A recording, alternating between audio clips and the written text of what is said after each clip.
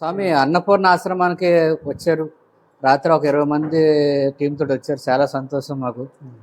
మాకు మీరు అతిథుల్లాగే కనపడ్డారు కానీ మాకు యాత్రికుల్లా కనిపించలేదు. చాలా చక్కగా ఉన్నారు. Thank you. గిరి ప్రదర్శన చేసుకున్నట్టున్నారు. స్వామివారి దర్శనం అయింది. ఇక్కడ అన్నపూర్ణ ఆశ్రమంలో ఈ భోజనం, అరిటాకులో భోజనం మీకు ప్రాశస్త్యం. ఈ ఈ భోజనం గురించి ఎలా ఉంది మా యొక్క ప్రేక్షకులు తెలియజేయండి. భోజనం చాలా బాగుంది. నేను చెప్పలేను, మాటలో చెప్పలేను. అంటే పప్పు, మామిడికాయ చట్నీ. మా ఈ టైంలో ఇంత కష్టపడి ఉన్నాం.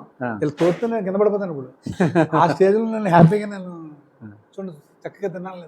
ఎందుకంటే అండి గిరి తిరిగి అలసిపోయి ఉంటారు స్వామి.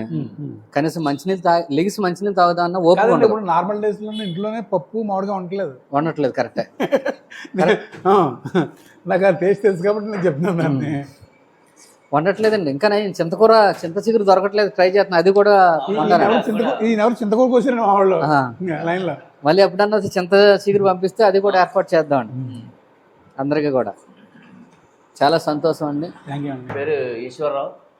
మేము హైదరాబాద్ నుంచి వచ్చామండి. మేము యాక్చువల్లీ రోజు దీన్ని యూట్యూబ్లో ఫేస్బుక్లో చూసాను. దీని గురించి రేటింగ్ కానీ అవి కానీ వాళ్ళ తీసుకునే రెస్పాన్సిబిలిటీ, అంటే వాళ్ళ భక్తుల్ని ఎలా రిసీవ్ చేసుకోవాలి, వాళ్ళకి ఎట్లాంటి సౌకర్యాలు ఇవ్వాలి, భోజనం ఎట్లాంటి వాళ్ళకి నచ్చిన ఫుడ్ ప్రిపేర్ చేసి సరైన సమయంలో మళ్ళీ రుచికరంగా అంత బాగా వాళ్ళు పెట్టారండి. యాక్చువల్గా స్వామివారు, నేనైతే మాత్రం ఇంటికన్నా ఈ భోజనం చాలా బాగుంది. చాలా మంది అలాగే అంటున్నారు. చాలా బాగుంది ఈ భోజనం. 10 సార్లు చెప్పగలను. ఒకవేళ రేటింగ్ ఇవ్వాలంటే 10కి 12 ఇవ్వచ్చు అనుకుంటాను. 12 కాదు, 10కి 10 ఇస్తా. Okay, thank you sir. చాలా సంతోషం అండి అంటారు. ఎందుకంటే అరుణాచలేశ్వరుడు భక్తులు అంటే నాకు సాక్షాత్తు ఆ అరుణాచలేశ్వరుడు వచ్చి భోజనం చేస్తాడని భావంతో చేస్తూ ఉంటాను. ఇలా 108 రోజుల దీక్షలో ప్రతిరోజు కూడా ఒక్కొక్క చోట గిరి ప్రదర్శనలో ఈ రోజుకి 50 రోజులు పూర్తయినాయి. మీ అదృష్టం అంటే కరెక్ట్గా 50 రోజులు పూర్తయిన సందర్భంగా మీరు ఇక్కడ రావడం జరిగింది. మాకు చాలా ఆనందంగా ఉంది. ఎంతో వినయంగా ఉన్నారు. భక్తులు వస్తుంటారు కానీ స్వామి వచ్చినప్పటి నుంచి నాకు అది కావాలి ఇది కావాలి కంఫర్ట్ చూసుకుంటున్నారు. అరుణాచలేశ్వరుడు ఇచ్చి కంఫర్ట్ కన్నా మనం ఏం చూసుకుంటామండి. అది అందరూ కూడా చాలామంది మర్చిపోతున్నది ఏంటంటే అరుణాచలం వచ్చి కంఫర్ట్ కోరుకోకూడదు ఎప్పుడు కూడా. ఆ స్వామి ఏది ఇస్తే అది మహాప్రసాదంగా స్వీకరిస్తే ఈరోజు పప్పు మామిడికాయని అన్నారు చూసారండి, అలాగ వస్తుంటది అనమాట. ఎక్స్పెక్ట్ చేయకుండా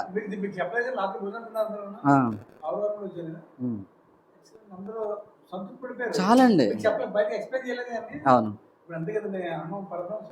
మేము ఏంటంటే స్వామి అందరూ ఏమో ఎవరు ఎలా ఉంటారో మనకు తెలియదు. నా విధానం డబ్బు కోసం కాస్తాం, డబ్బులోంచి వచ్చేసి మేము చేస్తున్నాం. ధనం కాదు అది.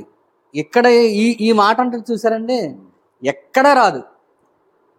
ఈ మాట తృప్తి చాలండి అన్న మాట భూమి మీద ఏది కూడా చాలన్న అండండి ఎవరు కూడా. అధికారంలో కానీ లేదా ధనంలో కానీ ఇంకో దాంట్లో కానీ ఎక్కడ అండ. చాలా తృప్తిగా ఉంది అన్న మాట ఒక అన్నప్రసాదం దగ్గరే వస్తుంది. సాక్షాత్తు నాకు కాశీ అన్నపూర్ణమ్మ తల్లి ప్రసాదించినటువంటి ఈ అవకాశం అరుణాచలంలో రాబోయే రోజుల్లో కూడా అరుణాచల అన్నపూర్ణగా ఆ తల్లిని నేను చూడాలని నా కోరిక. కాశీలో ఎలాగైతే అమ్మవారు ఎలా ఉన్నారో అరుణాచలంలో కూడా అమ్మవారు అంత వైభవంగా అరుణాచల అన్నపూర్ణ వైభవాన్ని నేను చూడాలన్నదే అది జరగాలన్న సంకల్పం.